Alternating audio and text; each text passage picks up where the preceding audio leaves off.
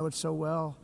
Aberdeen was the oil capital of Europe, and there's tremendous oil that hasn't been found in the North Sea.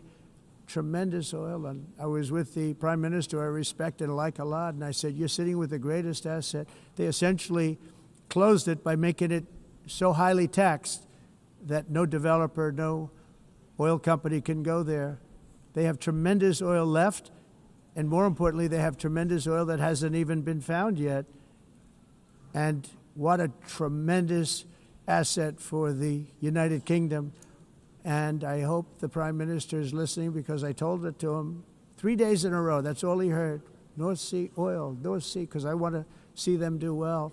I want to stop seeing them ruining that beautiful Scottish and English countryside with windmills and massive solar panels that go 7 miles by 7 miles, taking away farmland. But we're not letting this happen in America. In 1982, the executive director of the United Nations Environmental Program predicted that by the year 2000, climate change would cause a global catastrophe. He said that it will be irreversible, as any nuclear holocaust would be. This is what they said at the United Nations. What happened? Here we are. Another UN official stated in 1989 that within a decade, entire nations could be wiped off the map by global warming. Not happening. You know, it used to be global cooling. If you look back years ago in the 1920s and the 1930s, they said, global cooling will kill the world. We have to do something. Then they said global warming will kill the world. But then it started getting cooler. So now they could just call it climate change, because that way they can't miss. It's climate change. Because if it goes higher or lower, whatever the hell happens, there's climate change. It's the greatest con job ever perpetrated on the world, in my opinion. Climate change, no matter what happens, you're involved in that. No more global warming, no more global cooling. All of these predictions made by the United Nations and many others, often for bad reasons, were wrong. They were made by stupid people that have cost their countries fortunes and given those same countries no chance for success. If you don't get away from this green scam, your country is going to fail. And I'm really good at predicting things, you know. They actually said during the campaign, they had a hat, the best-selling hat. Trump was right about everything. And I don't say that in a braggadocious way, but it's true. I've been right about everything. And I'm telling you that if you don't get away from the green energy scam, your country is going to fail. And if you don't stop people that you've never seen before, that you have nothing in common with, your country is going to fail. I'm the President of the United States, but I worry about Europe. I love Europe. I love the people of Europe. And I hate to see it being devastated by energy and immigration. This double-tailed monster destroys everything in its wake, and they cannot let that happen any longer. You're doing it because you want to be nice. You want to be politically correct, and you're destroying your heritage. They must take control strongly and immediately of the unmitigated immigration disaster and the fake energy catastrophe before it's too late. The carbon footprint is a hoax made up by people with evil intentions, and they're heading down a path of total destruction. You know, the carbon footprint was a big, big thing a few years ago. I remember hearing about the carbon footprint, and then President Obama would get into Air Force One, a massive Boeing 747, and not a new one, an old one with old engines that spew everything into the atmosphere. He'd talk about the carbon footprint, we must do so. Then he'd get in and he'd fly from Washington to Hawaii to play a round of golf. And then he'd get back onto that big, beautiful plane and he'd fly back and he'd talk about, again, global warming and the carbon footprint. It's a con job. At extreme cost and expense, Europe reduced its own carbon footprint by 37%. Think of that. Congratulations, Europe. Great job. You cost yourself a lot of jobs, a lot of factories closed, but you reduced the carbon footprint by 37%. However, For all of that sacrifice and much more, it's been totally wiped out and then some by a global increase of 54%. Much of it coming from China and other countries that are thriving around China, which now produces more CO2 than all the other developed nations in the world. So all of these countries are working so hard on the carbon footprint, which is nonsense, by the way. It's nonsense. You know, it's interesting. In the United States, we have still radicalized environmentalists, and they want the factories to stop. Everything should stop. No more cows. We don't want cows anymore. I guess they want to kill all the cows. They want to do things that are just unbelievable, and you have it too. But, you know, we have a border, strong, and we have a shape, and that shape doesn't just go straight up. That shape is amorphous when it comes to the atmosphere. And if we had the most clean air, and I think we do, we have very clean air. We have the cleanest air we've had in many, many years. But the problem is that other countries, like China, which has air that's a little bit rough, it blows. And no matter what you're doing down here, the air up here tends to get very dirty because it comes in from other countries where their air isn't so clean. And the environmentalists refuse to acknowledge that. Same thing with garbage. In Asia, they dump much of their garbage right into the ocean. And over about a 1 week and 2 week journey, it flows right past Los Angeles. You've seen it.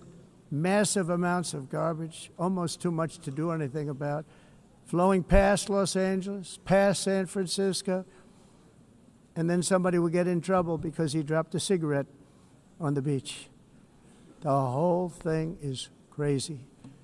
The primary effect of these brutal green energy policies has not been to help the environment, but to redistribute manufacturing and industrial activity from developed countries that follow the insane rules that are put down to polluting countries that break the rules and are making a fortune. They're making a fortune. European electricity bills are now 4 to 5 times more expensive than those in China, and 2 to 3 times higher than the United States. And our bills are coming way down. You probably see that our gasoline prices are way down. You know, we have an expression, drill, baby, Nós drill. reduzimos And os that's what we're custos doing. de We're energia gonna be much lower in a porque year from now. nós faremos They've come como way down over the expressão, last year. vamos fazer As a tudo result, isso, reduzir os every custos de energia air conditioner e os is custos like diminuíram nos Estados Unidos. very uncommon to see one in some of these Por countries exemplo, because se você the olhar electric costs are so high. So while nos the U.S. has países approximately faturas de 1,300 heat-related deaths nós não annually, it's a lot. climatizamos, Europe loses mas more nós than nos Estados Unidos 175,000 people to heat deaths conseguimos each year. Because the cost is so usar expensive, you eles can't e turn on an air evitar conditioner. What is that all about? That's aumento not da Europe. temperatura, That's not the Europe porque é that I muito love caro and know. também usar All in e the name ninguém of usa pretending to stop the global tudo isso. warming hoax.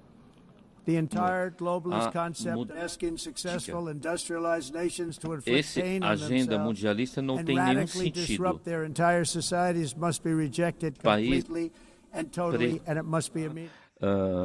Aumento da temperatura, porque é muito caro também usar nado e ninguém usa. Pretending to stop is paying so much more than every country. Others weren't paying. China didn't have to pay until 2030. Russia was given an old standard that was easy to meet, a 1990 standard. But for the United States, we're supposed to pay like $1 trillion. And I said, this is another scam. The fact is, the United States has been taken advantage of by the world for many, many years, but not any longer, as you probably noticed. I unleashed massive energy production and signed historic executive orders to hunt for oil, but we don't have to do much hunting because we have the most oil of any nation anywhere, oil and gas in the world. And if you add coal, we have the most of any nation in the world. Clean, I call it clean, beautiful coal. You can do things today with coal that you couldn't have done 10 years ago, 15 years. So I have a little standing order in the White House. Never use the word coal, only use the words clean, beautiful coal. Sounds much better, doesn't it? but we stand ready to provide any country with abundant, affordable energy supplies if you need them, when most of you do. We're proudly exporting energy all over the world. We're now the largest exporter. In the United States, we want trade and robust commerce with all nations, everybody. We want to help nations. We're going to help nations. But it must also be fair and reciprocal. The challenge with trade is much the same with climate. The countries that followed the rules, all their factories have been plundered. It's really sad to watch. They've been broken. They've been broken by countries that broke the rules. That's why the United States is now applying tariffs to other countries, and much as these tariffs were for many years applied to us, uncontrollably applied to us. We've used tariffs as a defense mechanism under the Trump administration, including my first term, where hundreds of billions of dollars in tariffs were taken in. And by the way, we had the lowest inflation, and now we have very low inflation. The only thing different is that we have hundreds of billions of dollars flowing into our country. But this is how we will ensure that the system works for everyone and is sustainable into the future. We're also using tariffs to defend our sovereignty and security throughout the world, including against nations that have taken advantage of former U.S. administrations for decades, including the most corrupt, incompetent administration in history, the sleepy Joe Biden administration. Brazil now faces major tariffs in response to its unprecedented efforts to interfere in the rights and freedoms of our American citizens and others, with censorship, repression, weaponization, judicial corruption, and targeting of political critics in the United States. I have a little problem saying this because I must tell you, I was walking in and the leader of Brazil was walking out. We saw him, and I saw him, he saw me, and we embraced. And then I'm saying, can you believe I'm going to be saying this in just 2 minutes? But we actually agreed that we would meet next week. We didn't have much time to talk, like about 20 seconds. They were in retrospect, I'm glad I waited because this thing didn't work out too well. But we did talk. We had a good talk, and we agreed to meet next week, if that's of interest. But he seemed like a very nice man, actually. He liked me, I liked him. But if you, and I only do business with people I like. When I don't like them, I don't like them. But we had, at least for about 39 seconds, we had excellent chemistry. It's a good sign. But also in the past, Brazil, can you believe this, unfairly tariffed our nation, but now because of our tariffs, we are hitting them back, and we're hitting them back very hard. As president, I will always defend our national sovereignty and the rights of American citizens. So I'm very sorry to say this, that Brazil is doing poorly and will continue to do poorly. They can only do well when they're working with us.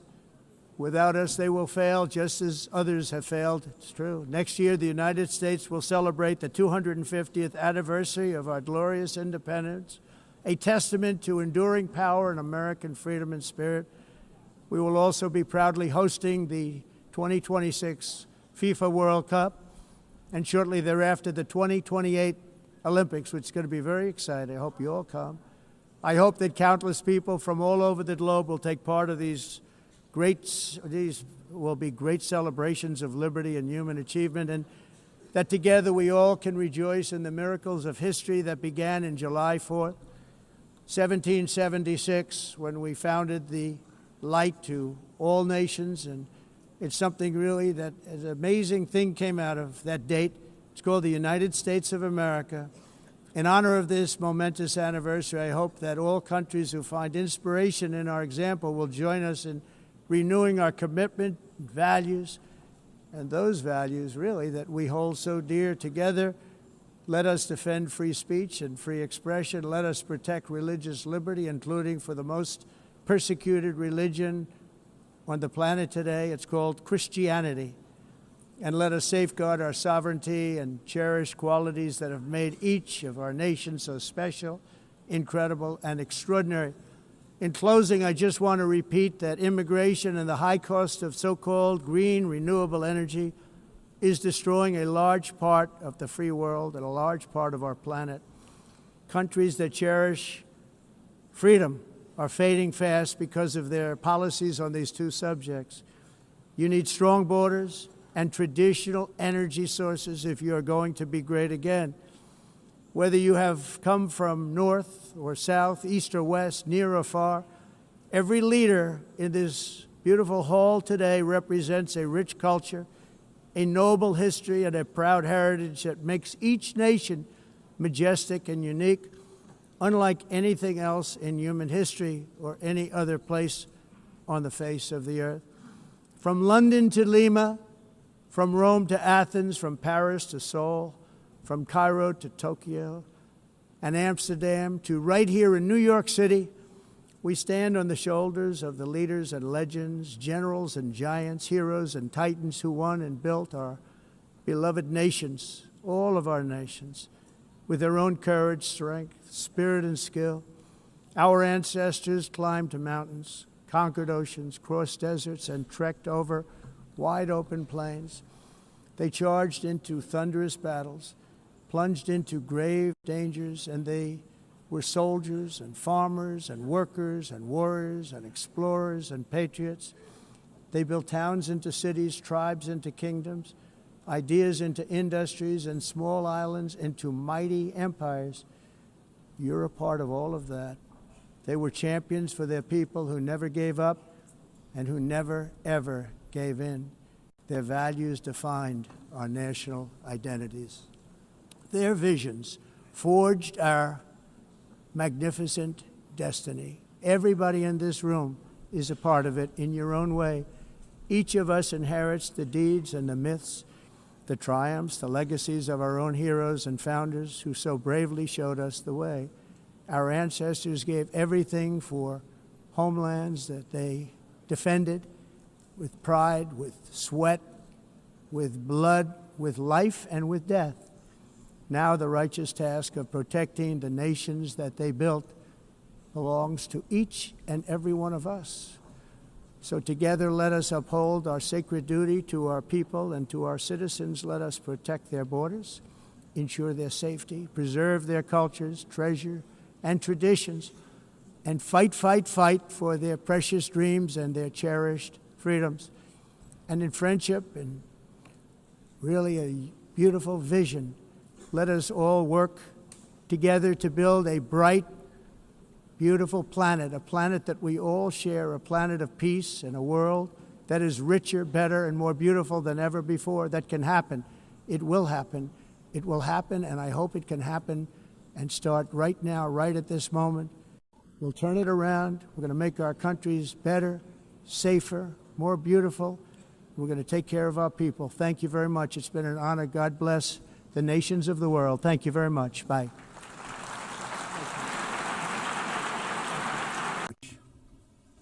Very much appreciated.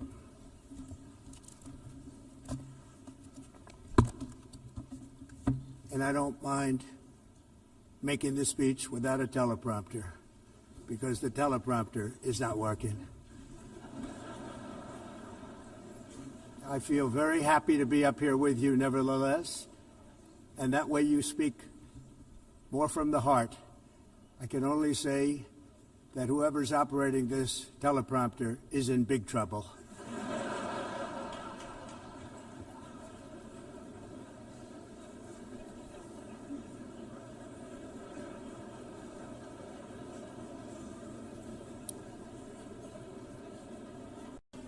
Hello, Madam First Lady.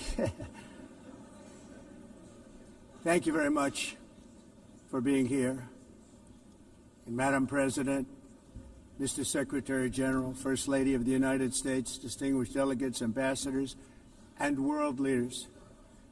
6 years have passed since I last stood in this grand hall and addressed a world that was prosperous and at peace in my first term. Since that day, the guns of war have shattered the peace I forged on 2 continents. An era of calm and stability gave way to one of the great crises of our time. And here in the United States, 4 years of weakness, lawlessness, and radicalism under the last administration delivered our nation into a repeated set of disasters. 1 year ago, our country was in deep trouble, but today, just 8 months into my administration, we are the hottest country anywhere in the world, and there is no other country even close. America is blessed with the strongest economy, the strongest borders, the strongest military, the strongest friendships, and the strongest spirit of any nation on the face of the earth. This is indeed the golden age of America. We are rapidly reversing the economic calamity we inherited from the previous administration, including ruinous price increases and record-setting inflation we've never had before. Under my leadership, energy costs are down, gasoline prices are down, grocery prices are down, mortgage rates are down, and inflation has been defeated. The only thing that's up is the stock market, which just hit a record high. In fact, it hit a record high 48 times in the last short period of time. Growth is surging, manufacturing is booming.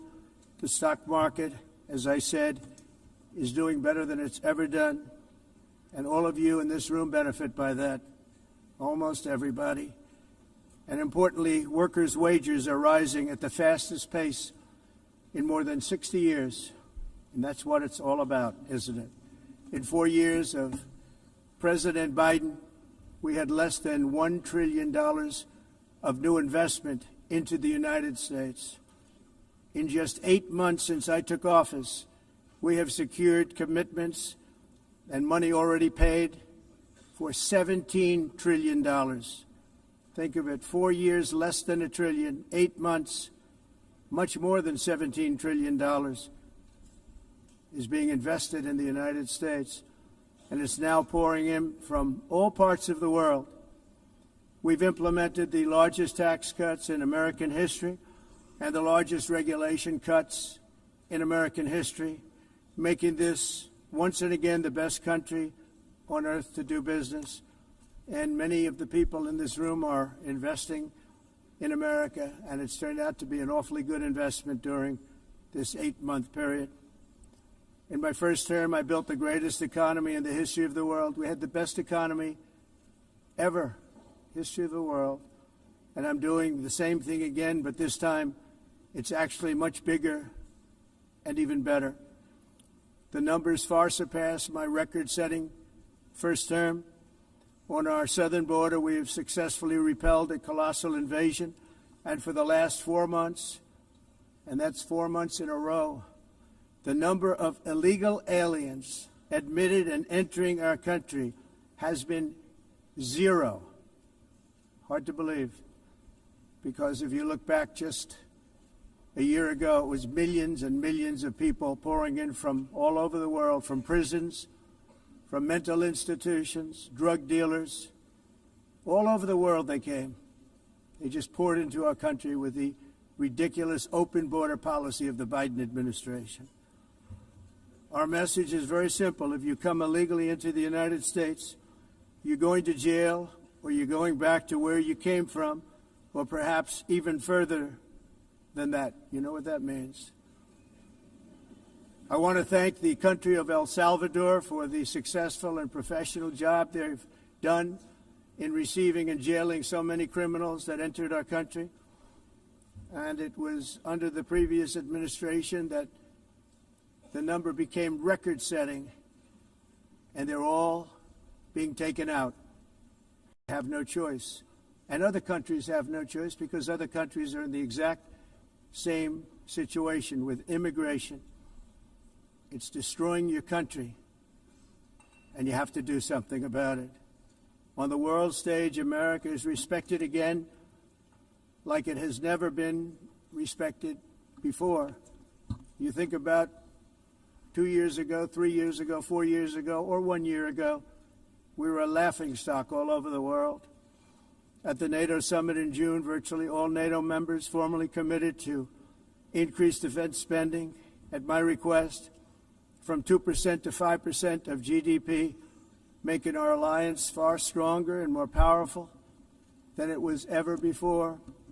In May, I traveled to the Middle East to visit my friends and rebuild our partnerships in the Gulf and those valued relationships with Saudi Arabia, Qatar, and the UAE and other countries are now, I believe, closer than ever before. My administration has negotiated one historic trade deal after another, including with the United Kingdom, the European Union, Japan, South Korea, Vietnam, Indonesia, the Philippines, Malaysia, and many, many others. Likewise, in a period of just 7 months, I have ended 7 unendable wars. They said they were unendable. You're never going to get them solved. Some were going for 31 years, 2 of them, 31, think of it, 31 years. One was 36 years. One was 28 years. I ended 7 wars. And in all cases, they were raging with countless thousands of people being killed. This includes Cambodia and Thailand, Kosovo and Serbia, the Congo and Rwanda, a vicious, violent war that was, Pakistan and India, Israel and Iran, Egypt and Ethiopia, and Armenia and Azerbaijan. It included all of them. No president or prime minister, and for that matter, no other country has ever done anything close to that. And I did it in just 7 months. It's never happened before. There's never been anything like that. I'm very honored to have done it. It's too bad that I had to do these things instead of the United Nations doing them. And sadly, in all cases, the United Nations did not even try to help in any of them.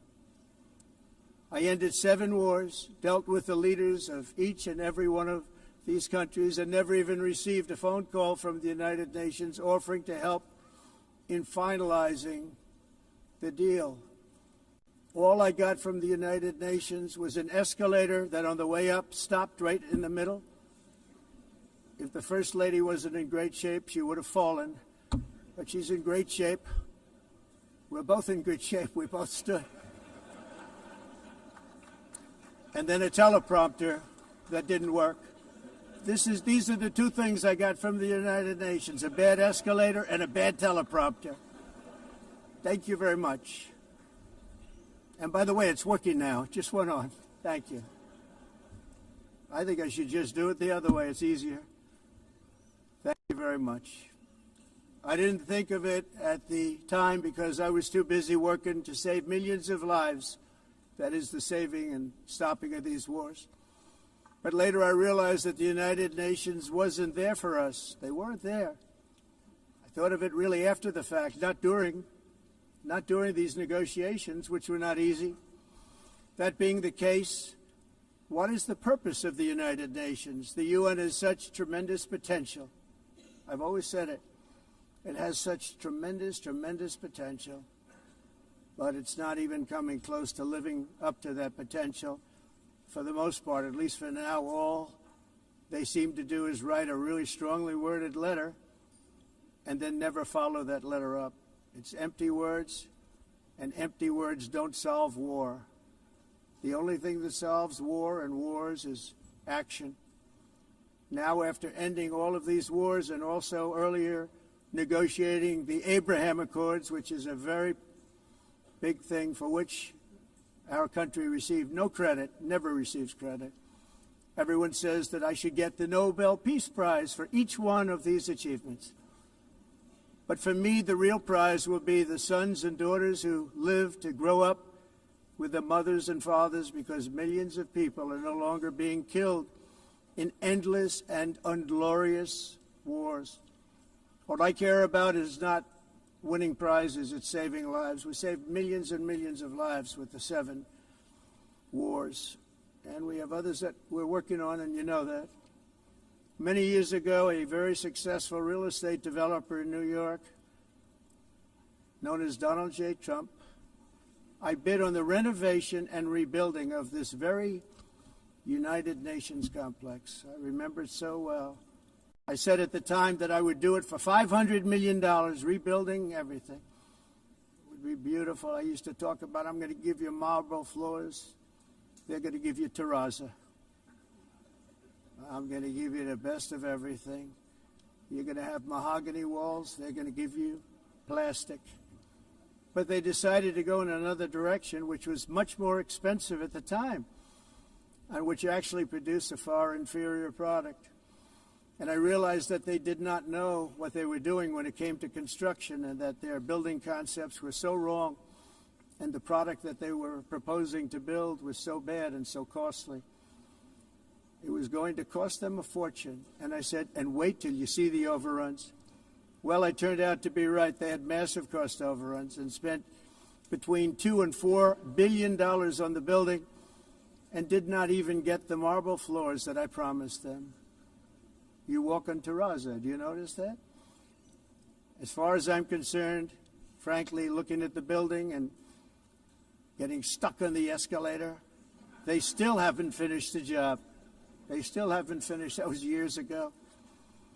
The project was so corrupt that Congress actually asked me to testify before them on the tremendous waste of money, because it turned out that they had no idea what it was, but they knew it was anywhere between $2 and $4 billion as opposed to $500 million with a guarantee. But they had no idea, and I said it cost much more than $5 billion. Unfortunately, many things in the United Nations are happening just like that, but on an even much bigger scale, much, much bigger.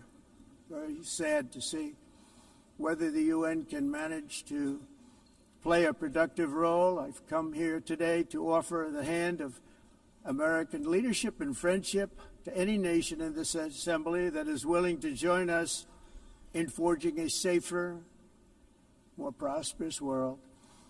And it's a world that we'll be much happier with. A dramatically better future is within our reach.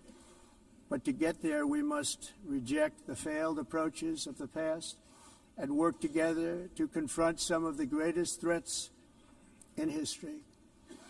There is no more serious danger to our planet today than the most powerful and destructive weapons ever devised by man, of which the United States, as you know, has many. Just as I did in my first term, I've made containing these threats a top priority, starting with the nation of Iran. My position is very simple. The world's #1 sponsor of terror can never be allowed to possess the most dangerous weapon. That's why, shortly after taking office, I sent the so-called Supreme Leader a letter making a generous offer. I extended a pledge of full cooperation in exchange for a suspension of Iran's nuclear program. The regime's answer was to continue their constant threats to their neighbors and U.S. interests throughout the region and some great countries that are right nearby. Today, many of Iran's former military commanders, in fact, I can say almost all of them, are no longer with us. They're dead. And 3 months ago, in Operation Midnight Hammer, 7 American B-2 bombers dropped the 30,000-pound each bombs on Iran's key nuclear facilities, totally obliterating everything. No other country on earth could have done what we did. No other country has the equipment to do what we did. We have the greatest weapons on earth. We hate to use them. But we did something that for 22 years people wanted to do. With Iran's nuclear enrichment capacity demolished, I immediately brokered an end to the 12-day war, as it's called, between Israel and Iran, with both sides agreeing to fight no longer. As everyone knows, I have also been deeply engaged in seeking a ceasefire in Gaza. Have to get that done. Have to get it done. Unfortunately, Hamas has repeatedly rejected reasonable offers to make peace. We can't forget October 7th, can we? Now, as if to encourage continued conflict, some of this body is seeking to unilaterally recognize a Palestinian state. the rewards would be too great for Hamas terrorists for their atrocities. This would be a reward for these horrible atrocities, including October 7th, even while they refuse to release the hostages or accept a ceasefire. Instead of giving to Hamas and giving so much, because they've taken so much, they have taken so much. This could have been solved so long ago. But instead of giving in to Hamas's ransom demands, those who want peace should be united with one message: release the hostages now. Just release the hostages now. Thank you.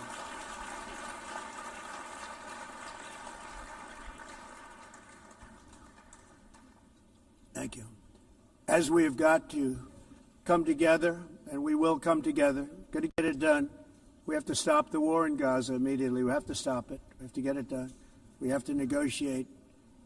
Immediately have to negotiate peace. We got to get the hostages back. We want all 20 back.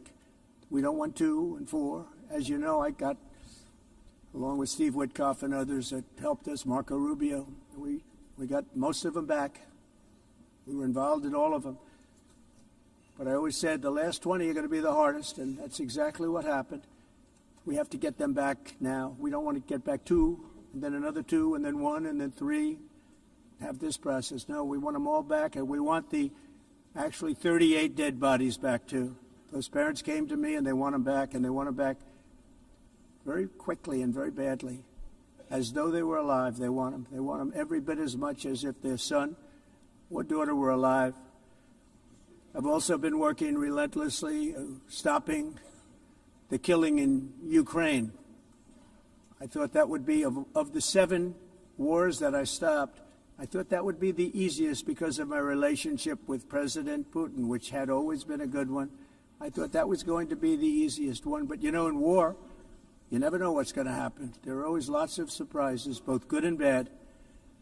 Everyone thought Russia would win this war in 3 days, but it didn't work out that way. It was supposed to be just a quick little skirmish. It's not making Russia look good. It's making them look bad. No matter what happens from here on out, this was something that should have taken a matter of days, certainly less than a week. And they've been fighting for 3.5 years and killing anywhere from 5,000 to 7,000 young soldiers, mostly soldiers, on both sides, every single week, from 5,000 to 7,000 dead young people, and some in cities, much smaller numbers, where rockets are shot, where drones are dropped. This war would never have started if I were president. This was a war that should have never happened. It shows you what leadership is, what bad leadership can do to a country. Look what happened to the United States, and look where we are right now in just a short period of time. The only question now is how many more lives will be needlessly lost on both sides. China and India are the primary funders of the ongoing war by continuing to purchase Russian oil. But inexcusably, even NATO countries have not cut off much Russian energy and Russian energy products, which, as you know, I found out about 2 weeks ago, and I wasn't happy. Think of it. They're funding the war against themselves. Who the hell ever heard of that one? In the event that Russia is not ready to make a deal to end the war, then the United States is fully prepared to impose a very strong round of powerful tariffs, which would stop the bloodshed, I believe, very quickly. But for those tariffs to be effective, European nations, all of you are gathered here right now, would have to join us in adopting the exact same measures. I mean, you're much closer to the city. We have an ocean in between. You're right there. And Europe has to step it up. They can't be doing what they're doing. They're buying oil and gas from Russia while they're fighting Russia. It's embarrassing to them, and it was very embarrassing to them when I found out about it, I can tell you that. They have to immediately cease all energy purchases from Russia. Otherwise, we're all wasting a lot of time So I'm ready to discuss this. We're going to discuss it today with the European nations, all gathered here. I'm sure they're thrilled to hear me speak about it, but that's the way it is. I like to speak my mind and speak the truth. As we seek to reduce the threat of dangerous weapons today, I'm also calling on every nation to join us in ending the development of biological weapons once and for all. And biological is terrible, and nuclear is even beyond, and we include nuclear in that. We want to have a cessation of the development of nuclear weapons. We know, and I get to view it all the time. Sir, would you like to see? And I look at weapons that are so powerful that we just can't ever use them. If we ever use them, the world literally might come to an end. There would be no United Nations to be talking about. There would be no nothing. Just a few years ago, reckless experiments overseas gave us a devastating global pandemic. Yet despite that worldwide catastrophe, many countries are continuing extremely risky research into bioweapons and man-made pathogens. This is unbelievably dangerous. To prevent potential disasters, I'm announcing today that my administration will lead an international effort to enforce Biological Weapons Convention, which is going to be meeting with the top leaders of the world by pioneering an AI verification system that everyone can trust. Hopefully the UN can play a constructive role, and it will also be one of the early projects under AI. Let's see how good it is, because a lot of people are saying it could be one of the great things ever, but it also can be dangerous, but it could be put to tremendous use and tremendous good, and this would be an example of that. Not only is the UN not solving the problems it should, too often, it's actually creating new problems for us to solve. The best example is the #1 political issue of our time, the crisis of uncontrolled migration. It's uncontrolled.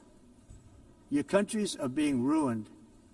The United Nations is funding an assault on Western countries and their borders. In 2024, the UN budgeted $372 million in cash assistance to support an estimated 624,000 migrants journeying into the United States. Think of that. The UN is supporting people that are illegally coming into the United States, and then we have to get them out. The UN also provided food, shelter, transportation, and debit cards to illegal aliens. Can you believe that? On the way to infiltrate our southern border. Millions of people came through that southern border. Just a year ago, millions and millions of people were pouring in, 25 million altogether over the 4 years of the incompetent Biden administration. And now we have it stopped, totally stopped. In fact, they're not even coming anymore because they know they can't get through. But what took place is totally unacceptable. The UN is supposed to stop invasions, not create them and not finance them. In the United States, we reject the idea that mass numbers of people from foreign lands can be permitted to travel halfway around the world, trample our borders, violate our sovereignty, cause unmitigated crime, and deplete our social safety net. We have reasserted that America belongs to the American people, and I encourage all countries to take their own stand in defense of their citizens as well. You have to do that because I see it. I'm not mentioning names. I see it, and I could call every single one of them out. You're destroying your countries. They're being destroyed. Europe is in serious trouble. They've been invaded by a force of illegal aliens like nobody's ever seen before. Illegal aliens are pouring into Europe. Nobody is ever, and nobody's doing anything to change it, to get them out. It's not sustainable. And because they choose to be politically correct, they're doing just absolutely nothing about it. And I have to say, I look at London, where you have a terrible mayor, terrible mayor, and it's been so changed. Now they want to go to Sharia law, but you're in a different country. You can't do that. Both the immigration and their suicidal energy ideas will be the death of Western Europe if something is not done immediately. This cannot be sustained. What makes the world so beautiful is that each country is unique. But to stay this way, every sovereign nation must have the right to control their own borders. You have the right to control your borders, as we do now, and to limit the sheer numbers of migrants entering their countries and paid for by the people of that nation that were there and that built that particular nation at the time. They put their blood, sweat, tears, money into that country, and now they're being ruined. Proud nations must be allowed to protect their communities and prevent their societies from being overwhelmed by people they have never seen before, with different customs, religions, with different everything. Where migrants have violated laws, lodged false asylum claims, or claimed refugee status for illegitimate reasons, they should, in many cases, be immediately sent home. And while we will always have a big heart for places and people that are struggling and truly compassionate, answers will be given. We have to solve the problem, and we have to solve it in their countries, not create new problems in our countries. And we are very helpful to a lot of countries that are just not able to send their people anymore. They used to send them to us in caravans of 25,000, 30,000 people each. These massive caravans of people pouring into our country, totally unchecked and unvetted. But not anymore. According to the Council of Europe in 2024, almost 50% of inmates in German prisons were foreign nationals or migrants. In Austria, the number was 53% of the people in prisons were from places that weren't from where they are now. In Greece, the number was 54%, and in Switzerland, beautiful Switzerland, 72% of the people in prisons are from outside of Switzerland. When your prisons are filled with so-called asylum seekers who repaid kindness, and that's what they did, they repaid kindness with crime, it's time to end the failed experiment of open borders. You have to end it now. See, I can tell you, I'm really good at this stuff. Your countries are going to hell. In America, we've taken bold action to swiftly shut down uncontrolled migration. Once we started detaining and deporting everyone who crossed the border and removing illegal aliens from the United States, they simply stopped coming. They're not coming anymore. We're getting a lot of credit, but they're not coming anymore. This was a humanitarian act for all involved, because